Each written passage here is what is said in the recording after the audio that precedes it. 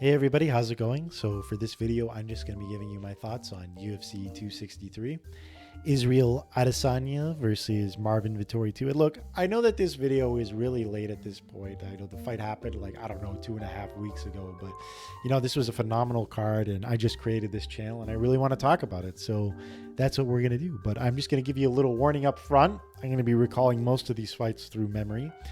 And you're not going to see any fight footage to go along with this video. And that's because, I know that there are a lot of talented YouTubers out there that know how to edit fight footage in a way that it gets past the copyright bot.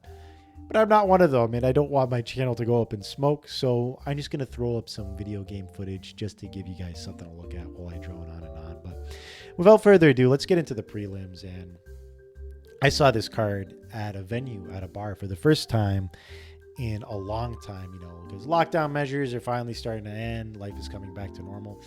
And I really wanted that fight night atmosphere where you see a fight at a bar with some cool people that really get fighting.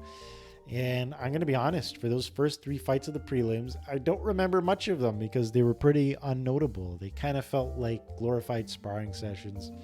Everyone was just kind of talking to each other and milling about on their phone. But the last fight on the prelims, Drew Dober versus Brad Riddell. This was a fantastic fight. And, you have to watch the prelims because sometimes they end up being much better than the actual card that you pay for. Now, thank God that the actual card we got was phenomenal from start to finish. I think there was only really one fight that was a dud. But again, this final fight on the prelims was pretty amazing.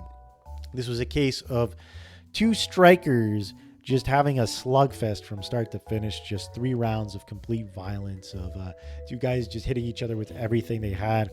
And that's almost a downside about talking about this fight. There's almost not much to say. It's almost so awesome that there's not much I can actually talk about. But the fight went to Brad Riddell, and it was a close fight. It could have went either way. I didn't know who was going to win until Bruce Buffer read it off the cards.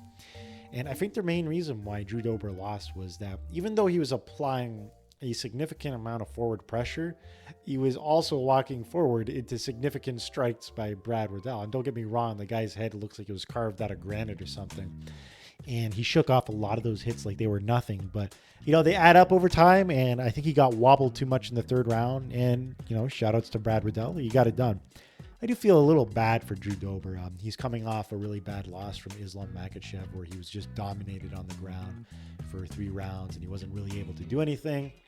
And then his next fight against Brad Riddell is a complete war that he winds up on the wrong end of a decision of. So that kind of sucks. But, Riddell's a beast. So, it's not like you're losing to winners here. But let's get into the actual main card here. And this fight right here, in my opinion, this is my fight of the night, which might come as a surprise to you. But I thought this fight was amazing. It was between Paul Craig and Jamal Hill. And Paul Craig was a massive underdog in this fight, and usually he's an underdog coming into a fight. I think it's just because of the way the guy looks. Paul Craig, no disrespect to the guy, but he just looks like the most average looking guy on the UFC roster. Then you compare that to Jamal Hill, who had a ridiculous, I think he had a 10-fight win streak going into this fight, but man, he was really favored to win. And there was a little animosity between these 2 guys going into the fight. Hill was saying things like, "You don't want none of these hands." Well, Craig did want those hands. And matter of fact, he took one of those arms home with him. Paul Craig got one of the nastiest arm bars I've seen in a long time. And just a warning, it was one of the goriest things I have seen since Weidman broke his leg. And that was only a few months ago. Let me just run down the sequence that happened. Paul Craig is a jiu-jitsu black belt, and he wants to get the ground game going. So he goes for a takedown for Jamal Hill, but it doesn't really go his way, and Jamal Hill's on top. But again, jiu-jitsu black belt. He shoots for an omoplata, doesn't get the omoplata, and transitions immediately to an armbar, but he was really sneaky about the armbar. Paul Craig switched from a left-hand armbar to a right-hand armbar, and then cranked it really hard to the point that it snapped. It was one of the most disgusting things I've seen in a long time. I think I just about blew my vocal cords out screaming about it. That's how bad it was. Everybody at the bar was screaming. Even the people at the live event, like you could hear from the speakers, they were freaking out too. This was one of the worst stoppages I have ever seen in MMA because that's not how the fight ended. So Paul Craig gets the armbar, completely dislocates his arm, and the fight still isn't over. So he switches to a triangle choke because there's no arm left to break. There's nothing left to do there. So he just switches to a triangle choke. And for a brief second, if you look at the footage in the replay on YouTube, I'm pretty sure somebody's re-uploaded it, or maybe UFC has uploaded it. He, for a brief moment, stops the triangle and points at the guy and tells the ref, look, I broke this guy's arm. The ref still doesn't notice. This guy is like Mario Yamasaki on steroids. And then Paul Craig is put in this really awkward position where he has to drop elbows on a guy that he's pretty much already destroyed at this point. So man, what a incredible run this Paul Craig is having. This guy has the potential to be the Charles Oliveira of the light heavyweight division. What an impressive performance. Now in the post-fight interview, Joe Rogan was asking him about the stoppage, and Paul Craig, he was trying to be a good sport. He didn't want to be a sore winner. And he said, well, it's usually the fighter's fault because it's their responsibility to tap. But I actually completely disagree with that. He's only saying that because he's a fighter and he has to present his image pretty decently. He doesn't want to be egotistical. But you know what? I'm a commentator. I don't have to worry about any of that. So I'm just going to call it as I see it. And the ref is completely at fault here. You have to understand here that an MMA fighter is the modern version of a gladiator. These are people that fight for our amusement in a cage in front of thousands of people, millions of people. And in order to do that, there's a certain level of toughness that you have to have. You have to be very stubborn and very tough to not quit on yourself because of the extreme nature of the sport you're competing in. And the reason why we put a ref in there isn't just to official, but to save the fighter from themselves. You have to understand that somebody like Jamal Hill on fight night is probably wired with so much adrenaline that he can't even feel any pain. I bet you he didn't even feel that arm bar until the next day. A lot of these fighters, it's true, they'll tell you that they don't feel much pain while they're actually in the octagon. It's only when they step out of the cage that, everything hits them all at once. With a few exceptions, I think Michael Bisping on record is saying that, yeah, leg kicks suck. You can train for everything else, but, leg kicks, they hurt every time. But, again, that ref, man, I have no idea. Apparently the guy has a reputation for this, but again, completely one of the worst officialing I've ever seen in any sport in a long time. All right, I got some good news. While editing this video together, I noticed that apparently Paul Craig and Jamal Hill immediately buried the hatchet after their fight and got wasted with each other in the after party. So I find that pretty hilarious and awesome at the same time. But, it's good news. Then we have the next fight, a welterweight fight, which was Maia versus Belal Muhammad. And this is the dud of the night. This fight was a complete letdown. Not much happened. I mean, if you look at the screen, if you look at the striking accuracy, it looks impressive. You got 92%, 92.45 for Belal Muhammad here. But to be honest with you, none of those strikes did a lot of damage. Yeah, he was kind of just hitting Maia off his failed takedowns. It wasn't that interesting. And this was a case where you've got Maia, who's one of the best jiu-jitsu practitioners in the sport, versus Belal Muhammad, who's a pretty decent grappler in his own right. And they kind of just nullified each other, to be honest with you. I mean, I still needed to hear what Bruce Buffer said. This fight, went to decision again. I had no idea who won, but it was pretty boring. There was a lot of cage grappling. Not a lot of action this entire fight. People were booing, and a lot of people were bored while I was watching it. If you watch this one, feel free to fast forward it.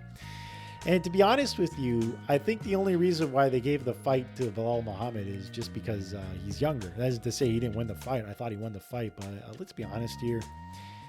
Maia is getting up there in age, and I don't know how many of these killers he can go up against. And this is no disrespect to Maia. He's one of the best jiu-jitsu practitioners in martial arts. He has an incredible resume, but let's be honest, nobody beats the clock. The clock defeats everybody. He's not going to do well if he goes up against Colby Covington or Leon Edwards or any more of these top 5 guys or anybody on the top 10. I mean, he's just playing with fire at this point. I really hate to see old fighters do that to themselves, but like I said before, they're warriors and they're stubborn in nature. But again, this fight was a complete dud. They kind of nullified each other. And that's the whole fight. And now, I almost was going to say that this was a co-main event because it was 5 rounds, but this was the Diaz fight, Leon Edwards versus Nate Diaz, another welterweight fight. And I got to say that this was one of the most surprising things. I don't know why it was a 5-round fight. I think Diaz just asked Dana for 5 rounds, and he was like, yeah, sure, why not? You're the best. You sell tickets. Why not? And he got his 5-round fight. And this is one of the most filthy matchups I've ever seen. You've got a guy who's ranked number 3 in the welterweight division versus Nate Diaz. Again, one of the best fighters in MMA history, but he hasn't been active in forever, and he kind of just fights for fun at this point. You don't expect him to be fighting a high caliber opponent like that out of nowhere. It's pretty ridiculous when you think about it. And the fight, it kind of went how you expected in the first 4 rounds. It was a one-sided domination by Leon Edwards, but it wasn't a clinic. It wasn't a disturbing domination by Leon Edwards. This was not Max Holloway versus Calvin Kattar or Adesanya versus Paulo Costa. While Leon was being highly active, Nate Diaz every now and then would hit him with something that was surprising. I think it was pretty interesting. One of my favorite moments for Leon was when he caught Diaz with this impressive trip out of nowhere, and even Diaz had to respect him for that. But the real talk of the night is what happened in the 5th round. So again, Nate Diaz is a massive underdog going into this fight. It's kind of ridiculous that he got this high level of a fighter, considering how inactive he was. In the 5th round, in the final minute of the round, Nate hits Leon with one of the worst punches in the fight, and Nate is doing like the chicken dance. He's doing the Mortal Kombat fatality animation. He was completely open for Nate Diaz to have a comeback finish, but rather than capitalize on the moment, Nate just lifts up his hand and points at him to taunt him rather than finishing the guy. The time it would have taken him to point at Leon is the time it would have taken him to throw a right-hand punch to knock him out. And again, that was a missed opportunity. He could have been fighting Kamaru Usman next, which I don't think he would win, but it would have been fun to watch Diaz get that fight. Kamaru loves his money fights. That's why he fought Masvidal twice. So he could have had it. That was completely up for grabs. And this was a missed opportunity. That's the kind of thing that bothers me. Like, it drives me nuts when guys miss their chance. This could have been the comeback of the century. This could have been as memorable as a comeback as when Derek Lewis managed to beat Volkov at the last 30 seconds of the round in his fight. Again, missed opportunity. And now we have the co-main event, a flyweight fight. It's the rematch between Deiveson Figueiredo and Brandon Moreno. And for those that don't know, the first time they fought was one of the best fights I have ever seen. It's the fight of the year. It's not even like up for debate. The way they fought the first time was movie caliber fighting. You could not choreograph a fight scene in a movie better than what those two guys did in the cage that night. Again, they were fighting. Every time Figueiredo would land a significant strike on Moreno, Moreno would counter with some pretty impressive wrestling, or he'd fire back with a combination of his own. And the action did not stop from start to finish. That's the good thing about flyweights. That's how you advertise the flyweight division. These guys fight like they're in a movie. Even though they're small, they fight like they're in the Matrix. And that's what they're so good at. And it's funny. In the post-fight interview, Brandon Moreno is your new flyweight champion. He said that as soon as he got a draw from the last time they fought and they knew the rematch was immediate, he trained nonstop for 6 months, specifically to defeat Deiveson Figueiredo. And that's exactly what it looked like during the fight. Brandon Moreno swept him the second time around. He did whatever he wanted to him. And in the 3rd round, he got a rear naked choke on him. And it was one of the most impressive rear naked chokes I've seen in a long time. You got to understand that it is hard to get a rear naked choke in jiu-jitsu and in MMA in general. Like, you have to understand, like, it's hard to get to the back, and then it's even harder to get under the chin when you already have the back. I mean, you have to be so talented just to get it done. But, Moreno did that against the champion. He got a finish on the champion who was, who revitalized the division. And let's just think about it. Brandon Moreno and the journey he's gone on. He was cut from the roster at one point. His entire division was going to be debatably cut at one point. That's how bad it was looking. And then, after Cejudo left, Figueiredo filled that void, and he brought some real violence and some action to the flyweight division. And then Moreno finally got to beat that guy. And it's funny, everybody was making fun of Moreno. They were calling him McLovin, but he's angry McLovin. This guy can get it done. And it was one of the best fights of the night. It was really heartwarming to see him hold that belt like a newborn baby. And again, what an impressive performance on him. And then you have the main event, of course, what everybody came here to see. Israel Adesanya versus Marvin Vettori. And this is where my opinion is going to differ from a lot of people. Well, I will say this. Israel Adesanya won. That is undebatable. I thought that this fight was a lot closer than people make it out to be. And just let me give you my reasons. Most of the impressive things that Israel Adesanya did in the fight was all in the leg kicks and in escaping Marvin Vettori's aggression. Whenever Marvin Vettori got Izzy on the ground, he got back up. Whenever Marvin tried to punch him against the cage, he did some impressive rope-a-dope boxing, kind of like a little bit of Muhammad Ali there. But again, that's my main complaint here, is that the most offensive thing he did to Marvin was all in the leg kicks. And again, if we look at the fight here, let me zoom in a bit because that text is way too small to actually be read. Again, if you look at the striking, Izzy is one of the best strikers in MMA, probably period. He had an undefeated record. He did 100 fights in kickboxing and was pretty much untouchable. And he's put the clinic on people like Paulo Costa and Robert Whittaker. And again, Izzy is one of the most cinematic fighters out there. And in this fight, I think he under-delivered, and it's just undeniable looking at these stats here. They're pretty similar for significant strikes. 44 to the head for Izzy, 42 for Marvin. 11 to the body for Izzy, 7 for Marvin. So head and body strikes, there's a negligible difference going on here. And throughout the fight, Marvin was walking him towards the back of the cage. So the only really difference that gets you this crazy percentage at the top, 122 to 91, it's all in the leg kicks. And again, it's a solid game plan by Izzy, don't get me wrong. I mean, if you're a guy, one thing that Izzy's really good at is using his range. He's a long fighter, and he knows how to use his range. Now, a lot of people are tall and long, but they don't know how to use their range. See the executioner, James Vick, who's 6'3" in the lightweight division and gets beaten by shorter, stockier guys all the time.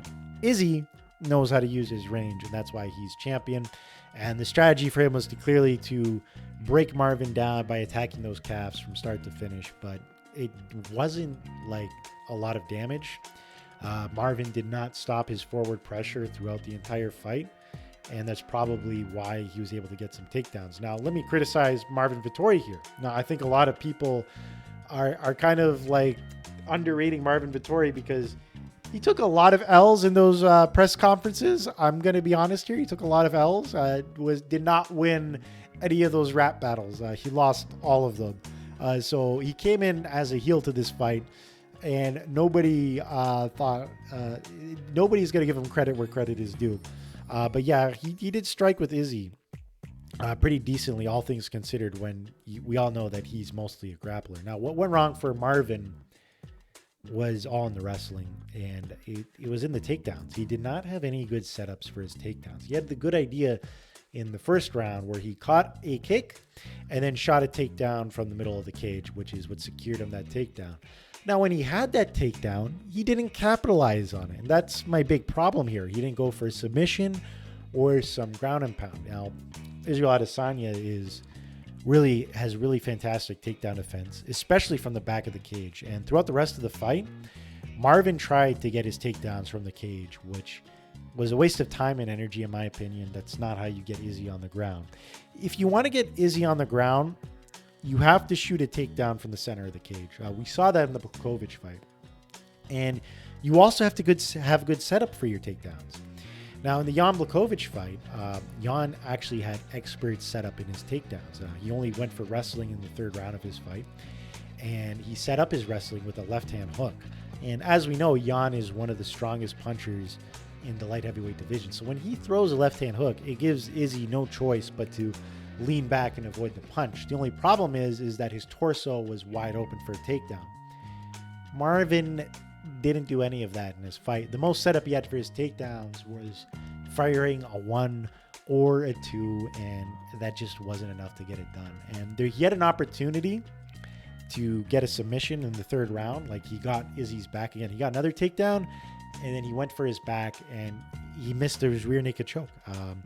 His big mistake was he did not secure the position before submission. He had his back, but he also should have, in addition to that, got a body triangle and went under the chin and did some work to get that choke. So again, this fight was a lot closer than people are making it out to be. I don't think that, look, I'm not saying, I'm not one of these stubborn people, these stubborn Vettori fans that say that he won. No, I'm not saying that. At the very most, I'd argue that Vettori won 1 or 2 rounds out of that fight. But the only thing I'm arguing against is that this was in no way a striking clinic by Israel Adesanya. Most of the impressive things Izzy did on that fight was all defensive, and he didn't really do that much damage to Marvin Vettori, and you expect more from the guy. A striking clinic is what Izzy did to Paulo Costa or Robert Whittaker, where he finished those guys. And even if you don't finish those guys, again, a striking clinic is what's his name now? Max Holloway did to Calvin Kattar and Brian Ortega, where you just completely give the other guy a boxing lesson. And yeah, I didn't see that in this fight. Maybe it's because the wrestling was just a bad matchup for him. But again, this fight was a lot more competitive than people are making it out to be. But other than that, I thought that this was a fantastic card. If I had to rate it, my fight of the night would have to go to Paul Craig versus Jamal Hill for that nasty armbar that caught everybody by surprise. The second best fight of the night was Figueiredo versus Moreno. Third, I'd have to give for Israel Adesanya versus Marvin Vettori. And as for Damian Maia versus Bilal Muhammad, just delete that from this card and then put in the Brad Riddell versus Drew Dober fight. That fight should take up that slot. And other than that, this was a fantastic card. And again, I can't wait to do any more of these videos. I love it. I love MMA. All right, have a good one, everybody.